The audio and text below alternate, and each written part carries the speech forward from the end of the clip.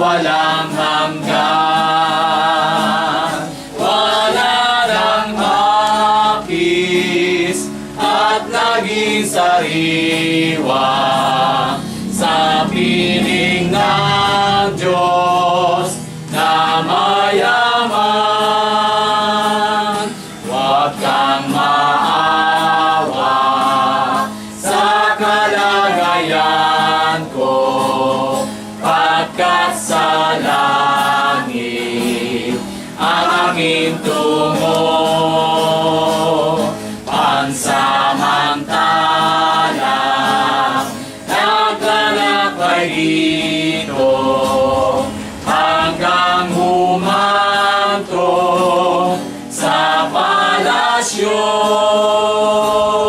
Ako'y may bahay na di masisira doon sa langit na walang hanggan.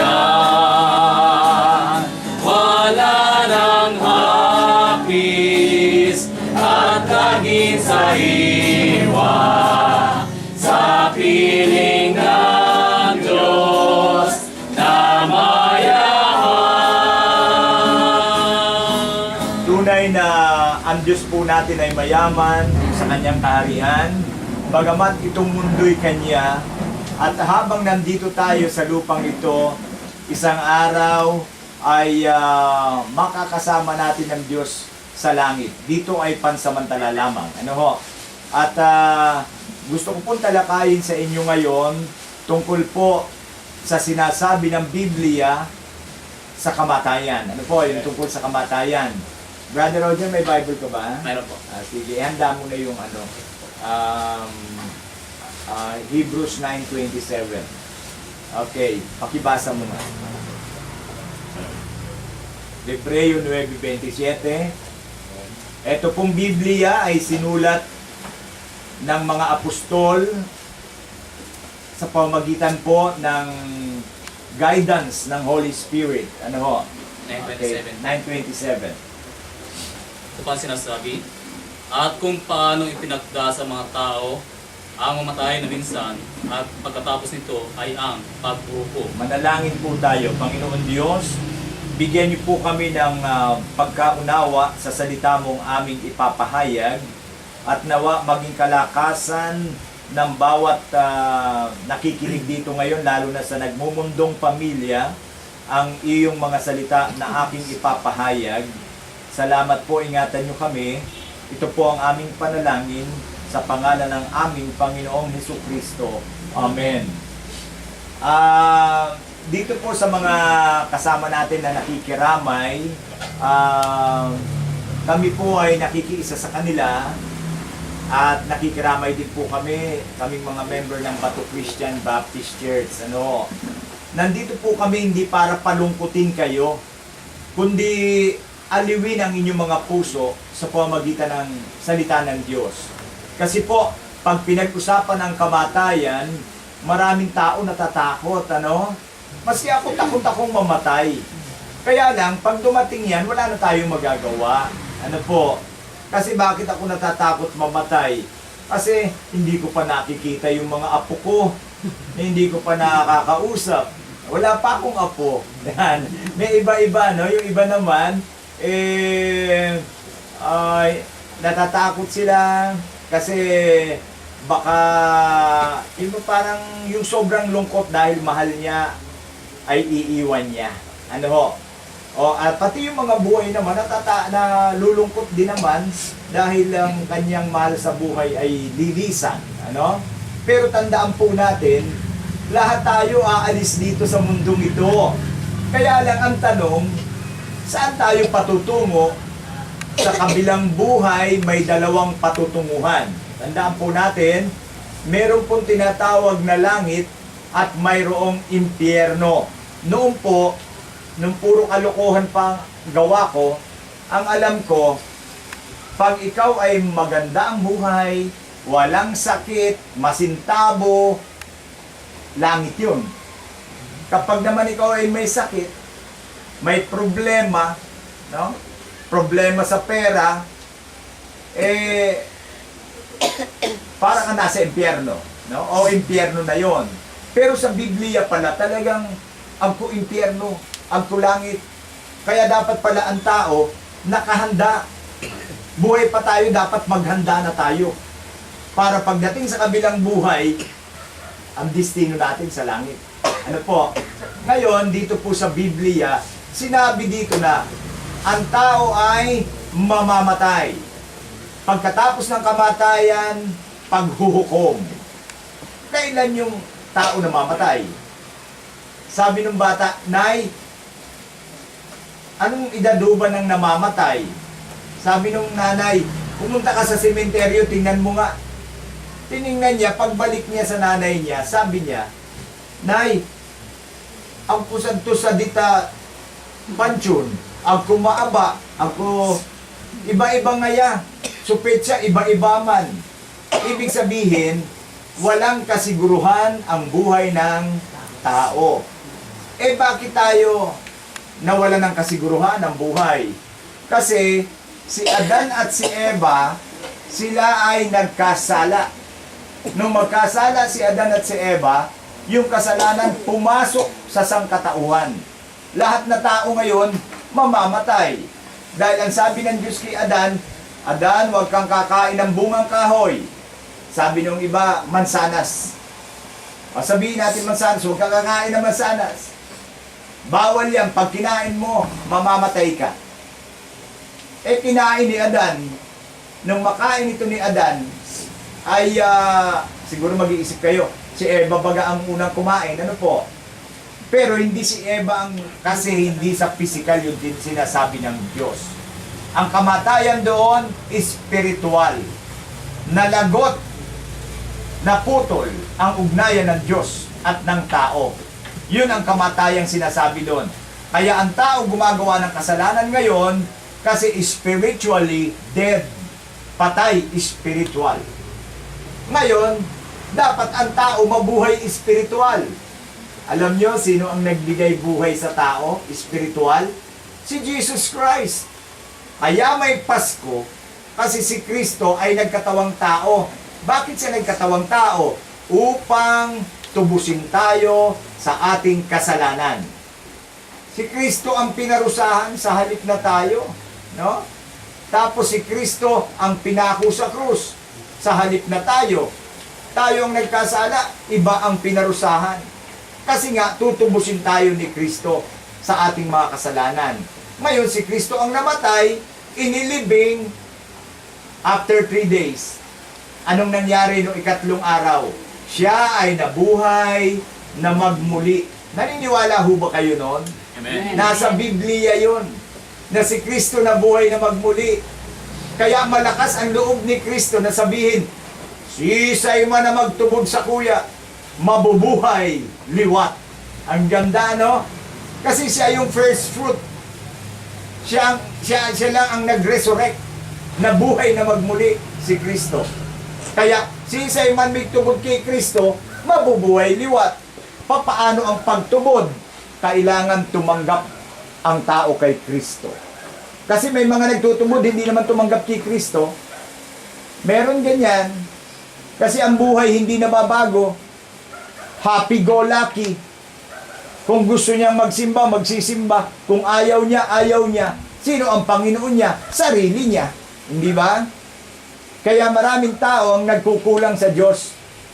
Pagdating ng oras nagka-problema, hihingi ng tulong sa Diyos. Isa na ako dun. Ganun na ugali ko nun eh.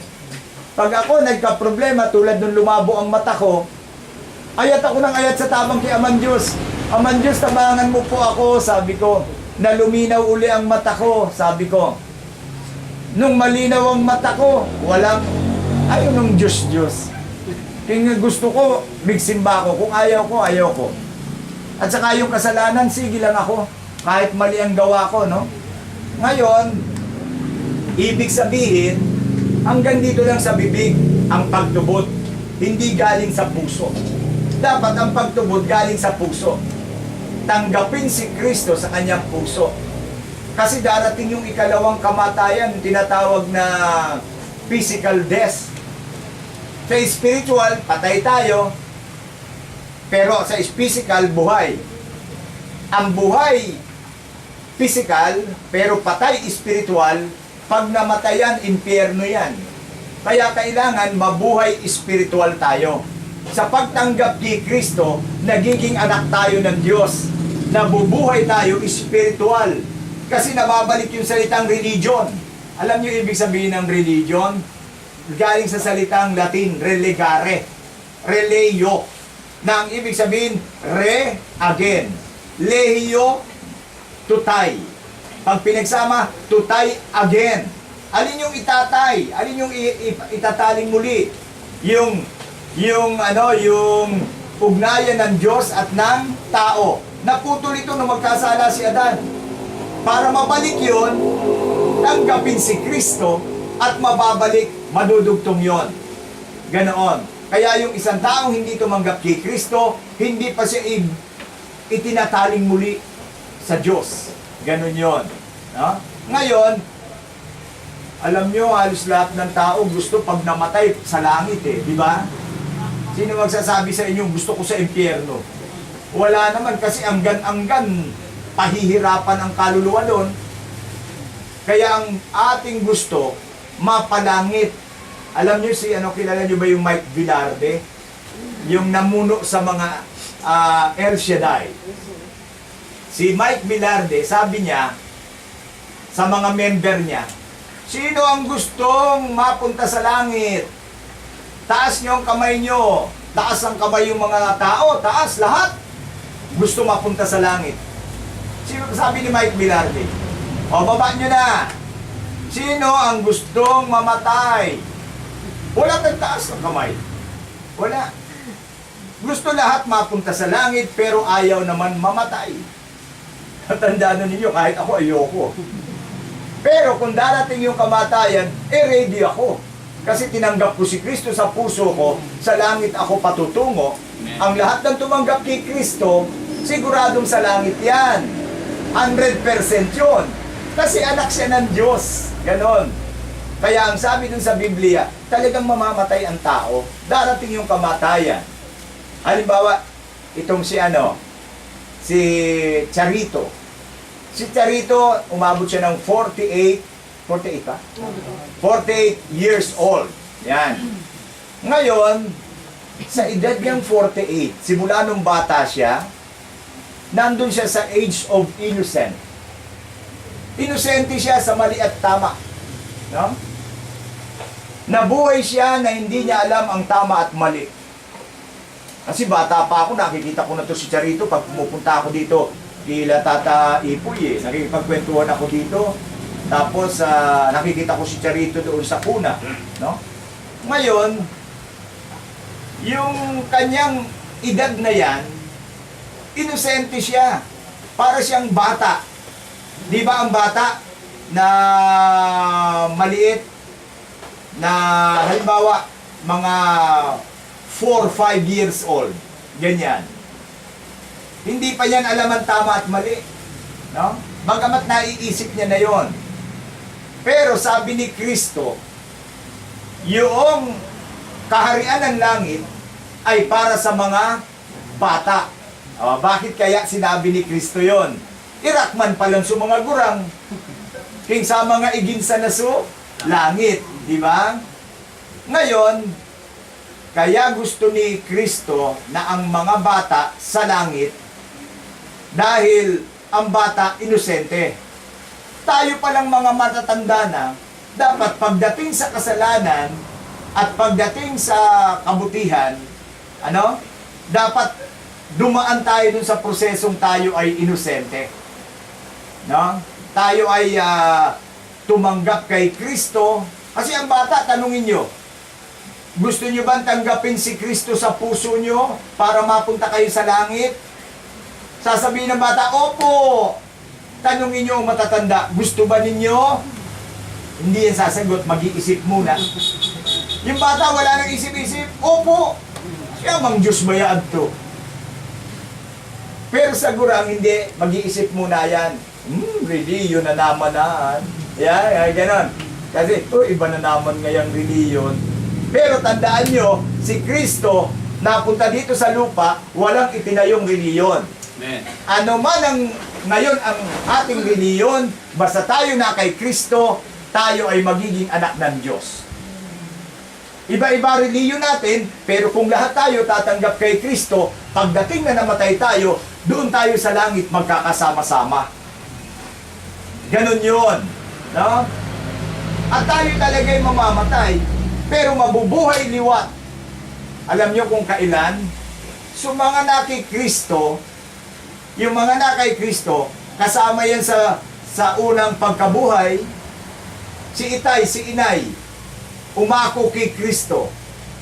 Pag bumalik si Kristo dito sa lupa, si itay bubuhayin ulit, si inay bubuhayin ulit.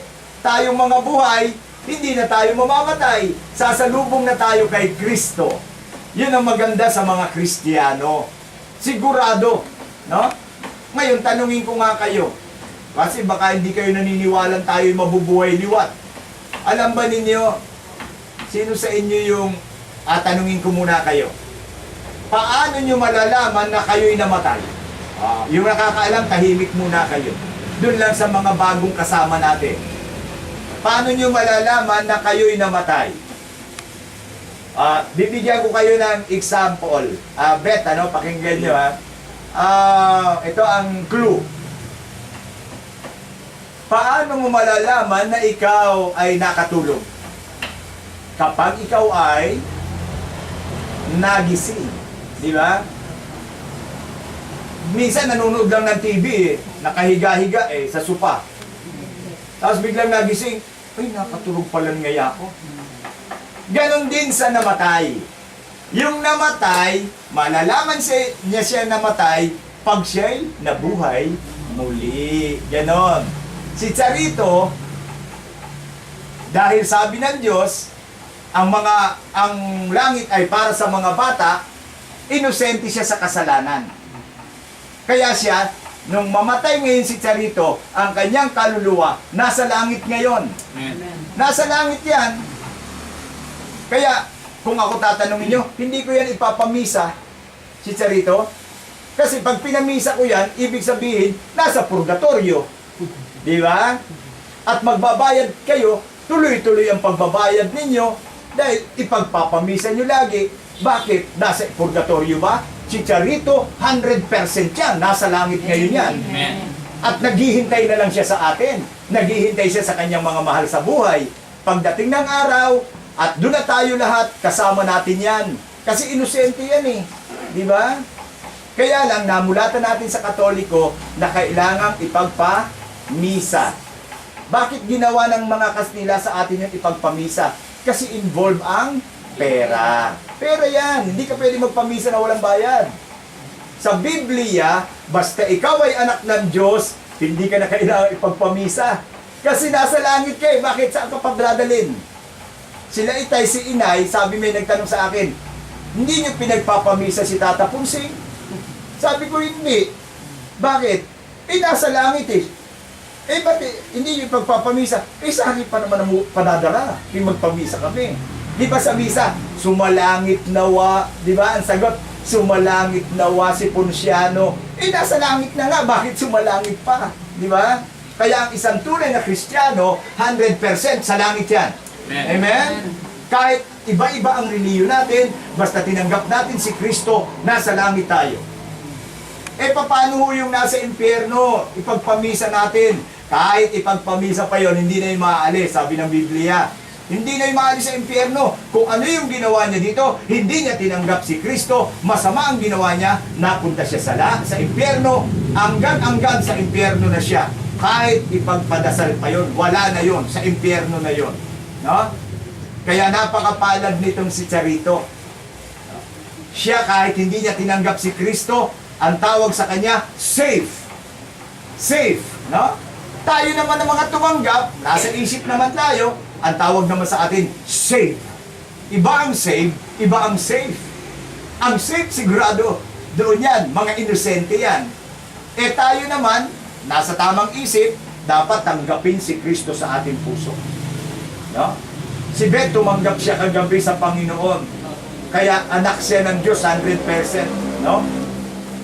Kaya itong si Charito, kahit hindi siya tumanggap sa Panginoon, safe siya kasi hindi niya alam kung paano ang pagtanggap Di ba? Kaya siya mapalad yan. Nasa langit ang kaluluwa ni Charito.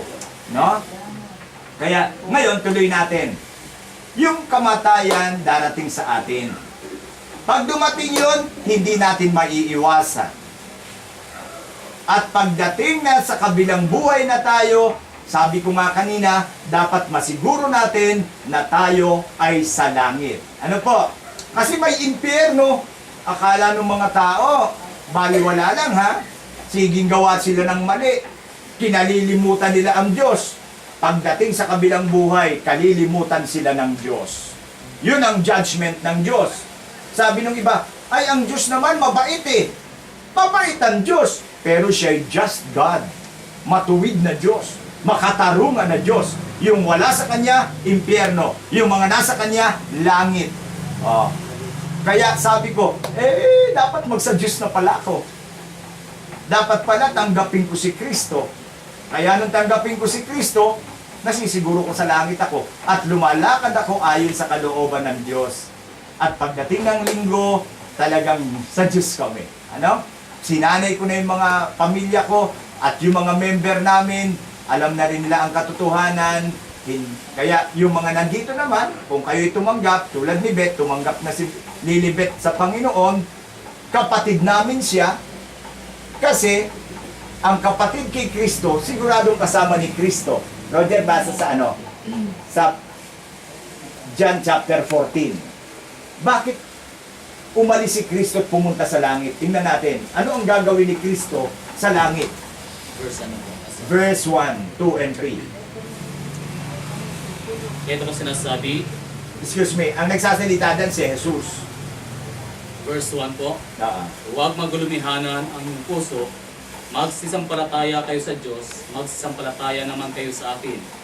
Sa bahay ng aking ama ay maraming tahanan, kung di gayon ay sinabi ko sana sa inyo, sapagkat ako'y paroroon upang ipaghanda ko kayo ng dakong kalalagyan. At kung ako'y pumaroon at kayo'y ipaghanda ng kalalagyan, ay muling paririto ako, at kayo'y tatanggapin ko sa aking sarili, upang kung saan ako naroroon, kayo naman ay tumuon. Sabi ni Kristo, liwanag, no? Kaya pala siya pumunta rito para ang tao itubusin, para ang sasampalataya, pang-akyat ni Kristo sa langit, gagawa na siya. Ngayon, gumagawa na siya ng tahanan para sa atin. Para kung saan daw siya, doon din tayo. Hindi ba? Ang ganda naman ng pangako ng Diyos. Bakit ka pa magpapatuloy sa kasalanan? Bakit hindi tanggapin ng tao si Kristo? Ang ganda ng pangako ni Kristo. Napupunta siya sa langit, ihahanda niya ang ating mga tahanan, at pagkatapos, pag naihanda na, kukunin tayo at doon tayo ilalagay sa langit na bayan. Andun ang ating tahanan. Kaya dito hirap man tayo, sa langit mayaman tayo. Yang mayayaman, hindi tumanggap kay Kristo, baliwala sa kanila ang pagsasadyos, hindi nila madadala ang kayamanan sa langit. Solamente ang madadala sa langit, yung kaluluwa.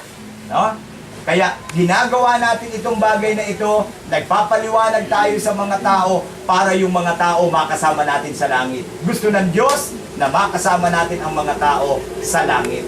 Kasi mahal ng Diyos ang tao. Kasi tayo'y ginawa ng Diyos. Naniniwala ba kayo, no? Ginawa tayo ng Diyos. Obra maestra tayo ng Diyos. Kaya lang pinasama ng siyensya. Sabi ni Charles Darwin, ang tao daw galing na sa unggoy. Kabalang, biruin mo itong mga itsura natin ito. Wala naman tayong buntot, kabalang daw tayo, galing tayo sa kabalang. Diba? Highest form of animal, sabi ng science, hindi po tayo highest form of animal. Kasi kahit highest form pa yan, pag animal, animal yan. Tao tayo. Amen ba? Amen. Tao tayo na ginawa ng Diyos at gusto ng Diyos na mapunta tayo sa langit para makasama niya. Kaya ang tao pag hindi nakasama ng Diyos, kasalanan niya na. Hindi siya tumanggap kay Kristo. No? Yan. Kaya ang bawat tao darating sa kamatayan pero dapat nakahanda. Di ba? Kasi ang langit ay nakahandang lugar para sa mga taong nakahanda. Kaya kung hindi nakahanda ang tao, hindi siya pupunta ng langit. Ano po? Maraming tao sa atin ngayon, mayayaman, ang pinaghahandaan, yung pansyon, yung musoleo, na pag namatay nga ako, dyan ako sa magagandang lalagyan na yan. O sige, magandang lalagyan mo, pagdating sa kabilang buhay, impyerno. Di ba? Eh, ang ganda nung tinanggap natin si Kristo, kahit na inilubog na lang tayo sa lupa, walang pansyon, walang musoleo, sa langit naman yung kaluluwa natin. Oh, mansyon, di ba? Kaya ang ganda ng pangako ng Diyos sa atin, tulad ni Charito, isang araw makakasama natin siya sa langit na bayan. No? Ngayon, paano yung hindi tumanggap kay Kristo? Hindi natin makakasama. Maging si Charito, hindi nila makakasama. Kaya kailangan ng tao tumanggap kay Kristo. Ano ba? Yan na naunawaan niya yan. O, sige, yumuko na tayong lahat. Yung gustong tumanggap kay Kristo, sumunod kayo sa akin sa panalangin. Yung tumanggap na, okay na yon. Huwag na kayong sumunod, ano? Sa mga gustong tumanggap ngayon kay Kristo, ang pagtanggap kasi ganito yan eh. Bibigyan po kayong example. May kasama tayong iba dito, ate? Bukod kay Lilibeth? Ayan, sige. Bigay ko itong example ko na ito. Si Ate Felia, ang asawa niya baga si Kuya Jun Gonzales. Si Kuya Jun ng Gonzales, ang tatay niya si Tang Isko. Si Tang Isko, ang anak niya si Kuya Jun. Si Ate Felia, hindi naman anak ni Tang Isko eh. Ngayon, si Ate Felia, tinanggap niya yung anak ni Tang Isko. Sino yon? Si Kuya Jun. Nung tanggapin ni Ate Felia si Kuya Jun, ano nang tawag ni Ate Felia kay Tang Isko? Tatay. Kaya ang tao, pag hindi tumanggap sa anak ng Diyos, sino ang anak ng Diyos? Si Jesus, hindi siya pwedeng tumawag ng tatay kay Amang Diyos. Dapat tanggapin ng tao si Kristo, yung anak ng Diyos, para tayo maging anak ng Diyos. Eh, ginawa na natin. Di anak na tayo ng Diyos, di ba? Ngayon, pag dumating yung kamatayan, sa langit tayo. Di ba? Kasama natin ng Diyos. Ganon. Kaya ang tao dapat tumanggap kay Kristo. O, yumuko tayong lahat. Yung gustong tumanggap, kahit sa isip nyo, sumunod kayo sa akin. Yung gusto lang. Hindi ipinagpipilitan ng kaligtasan. Sumunod kayo sa akin. Yung gusto lang tumanggap. Yung tumanggap na, huwag na kayong sumunod. Sa mga hindi pa gusto ngayon tumanggap, sumunod kayo sa akin sa prayer na ito. Sumunod po kayo. Amang Diyos, salamat po at nalaman ko na ikaw ang tagapagligtas. Pinadala mo si Jesus upang ako ay tubusin sa aking kasalanan. Patawarin mo po ako sa aking mga kasalanan at ngayon, binubuksan ko ang aking puso. Panginoong Jesus, pumasok ka sa puso ko. Tinatanggap kita. Amang Diyos, gawin mo akong anak. Amen. Ganun po ang prayer ng tumanggap kay Kristo. Simple lang, di ba? Kahit hindi namin kayo kasama sa simbahan, kung totoo sa puso nyo ang pagtanggap kay Kristo, kayo po ay tunay na anak ng Diyos. Amen. Hindi man tayo magkasama dito sa reliyon, isa ang relasyon natin. Igin kami, igin kamo, magmud kita, sadto kita ki Amang Diyos ta. Amen? Amen. Yan, tandaan ho ninyo yon. Okay, ngayon ay magtatapos na tayo. Tayo'y muling umawit ng kahit na kubo at pagkatapos magko-closing prayer na ako. Sige, Jeff. Okay, bilang panghuli po, awitin po natin muli yung awitin pong kahit na kubo. Kahit na kubo, kadisi. Kahit na kubo, ang aming tahanan, dito sa lupa't may kasiyahan. Pagkat sa langit may naghihintay na kaharian, inulantay. Ako'y may bahay na di masisira, doon sa langit.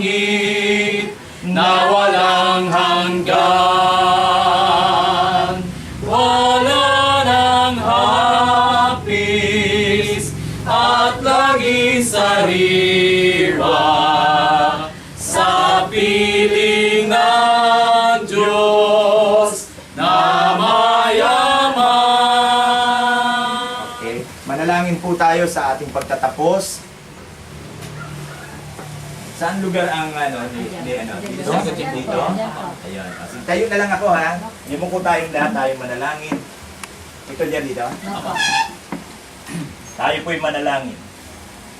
Panginoong Diyos na makapangyarihan sa lahat, Diyos na may gawa ng langit at lupa, Amang Diyos, marami pong salamat at kami po ay binigyan nyo ng kaligtasan sa pamamagitan ng iyong anak na si Jesucristo na ngayon ay nakatira sa aming mga puso. Panginoon Diyos, salamat po at nagawa namin ang bagay na ito upang ipaalam sa mga tao na nandito ngayon na mayroong tunay na kaligtasan. Amen. Panginoon Diyos, narito po ang pamilya ni May Saning.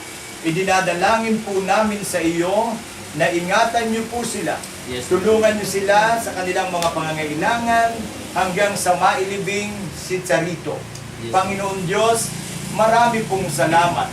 Bagamat masakit sa kalooban, nakakalungkot na si Charito ay mahihiwalay pansamantala sa kaniyang mga mahal sa buhay, pero Panginoon, nakatutuwa naman pong malaman na siya'y sa iyo, siya'y nasa kaharian mo na. Panginoon Diyos, alam namin na wala na siyang kapansanan, wala na siyang karamdaman dyan sa iyong kaharian. Panginoon, napakabuti mo sa amin. Kaya Panginoon Diyos, idinadalangin namin sa iyo na hindi lang si Charito ang iligtas mo, nawa ang kanyang mga mahal sa buhay ay iligtas mo rin po para magkasama-sama sila sa iyong kaharian. Yes. Panginoon Diyos, bagamat hindi kami nagkasama-sama nila Charito, sa isang araw po ay magsasama-sama kami sa iyong kaharian. At ngayon, Panginoon, idinadalangin po namin sa iyo, yakapin mo si Charito dyan sa iyong kaharian. Nakasama mo ngayon, aliwin mo si Charito hanggat hindi pa nakakasama ang kanyang mga mahal sa buhay. Panginoon Diyos, sa pagtataas ng kamay ng iyong walang kabuluhang alipin, igawad mo kay Charito sa kanyang katawang lupang ito ang bendisyon. Panginoon, muli tulad ng sabi mo, babalik siya sa alabok at isang araw ay muli mo siyang bubuuin na wala ng karamdaman. Salamat sa mga pangako mo, Panginoon Diyos. Pagpalain niyo po ang tahanang ito at igawad yung bendisyon sa mga taong narito, higit sa lahat kay Charito. Ito po ang aming panalangin sa pangalan ng Ama, ng Anak, at ng Espiritu Santo. Amen. Amen. Magandang hapon po sa inyo at tapos na po tayo at hindi na po kami magtatagal.